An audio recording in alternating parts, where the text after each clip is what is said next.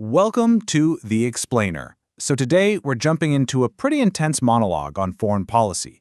It starts with this idea of unconventional thinking, and believe it or not, it ends with a call to destroy an entire foreign government. We've broken down all the key arguments to show you exactly how it builds that case, step by step.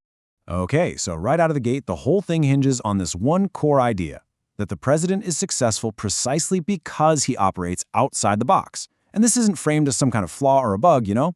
Nope, it's presented as the main feature, the very engine of his whole strategy. All right, so here's our roadmap for this. First, we'll dig into that outside-the-box principle. Then we'll see how it's applied to actual territory and the border. And finally, we're going to spend a good chunk of time on the monologue's main focus, Iran, which, as you'll see, leads to a pretty dramatic conclusion. So, what does outside the box actually mean in this context? Well, according to the source material, it's not just about being unpredictable for the sake of it. The goal is to completely rebuild the global order, to make it, and these are the speaker's words, American-centric. In other words, redesigning the whole system to put U.S. interests first and foremost. Okay, so now that we have the theory, let's see how it plays out on the world map. The monologue takes this out-of-the-box idea and applies it to two very different, but absolutely critical strategic locations. First up, we're going to the Panama Canal. The argument here is that giving the canal back to Panama was, well, a huge mistake, one that opened the door for Chinese influence. So the president's strategy is framed as fixing that mistake, a necessary move to get the U.S. back in control of this incredibly important waterway. And then, bam, we pivot from the heat of the tropics all the way to the frozen north. The monologue poses this huge strategic question. With Russia and China building up military bases in the Arctic, what is the U.S. supposed to do about it? And this is where that unconventional thinking really comes into play. The solution put forward? Acquire Greenland. The source calls this a genius move, and here's why.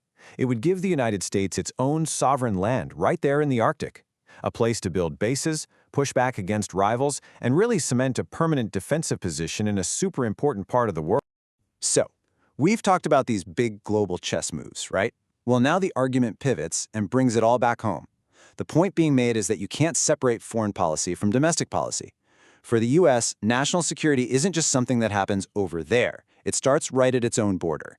And the language here gets really serious. The claim is that this isn't just a passive issue. The source argues that adversaries like China and countries in the Middle East are actively sending people across the border specifically to hurt the U.S. So this completely reframes the border from an immigration issue to a frontline in national security.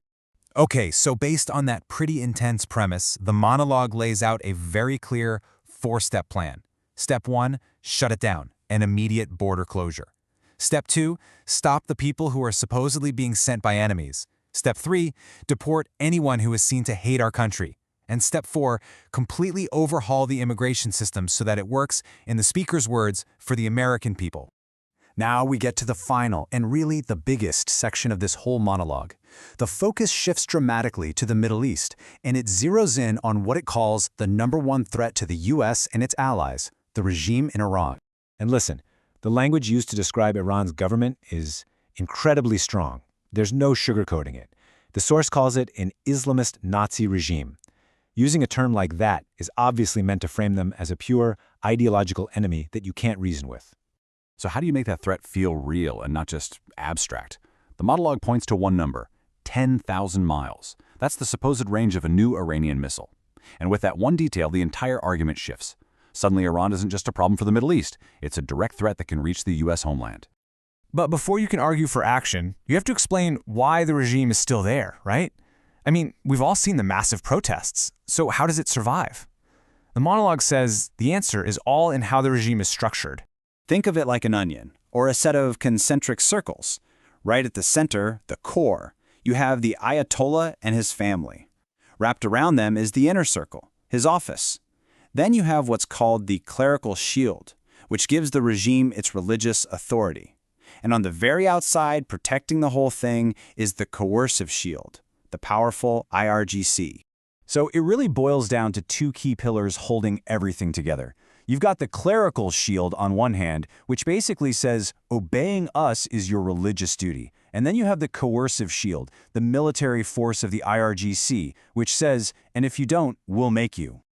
Okay, so the stage is set. The threat has been defined, the regime has been dissected. And now the monologue makes its final big pivot. It moves away from just analyzing the problem and issues a very direct, very clear call for what to do about it. And to kick that off, it lays out all the U.S. military hardware that's already in the region. We're talking carrier strike groups, stealth bombers, tanks, the whole 9 yards.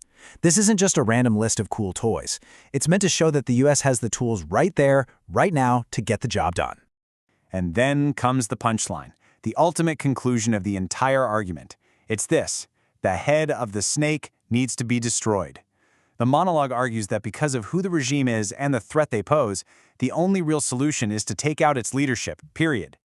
And it's really specific about what that means. We're not talking about a massive ground invasion of Iran. No. The proposal on the table is for a targeted strike, a decapitation strike, aimed directly at the very top of that pyramid, the Ayatollah, his family, and that inner circle. And there you have it. That's the full journey of the argument. It starts with a simple principle of thinking outside the box and travels all the way to a call for direct military action to remove a foreign government. It's a powerful vision, for sure, and it leaves us with a really big question to think about. What does this perspective mean for the future of U.S. intervention?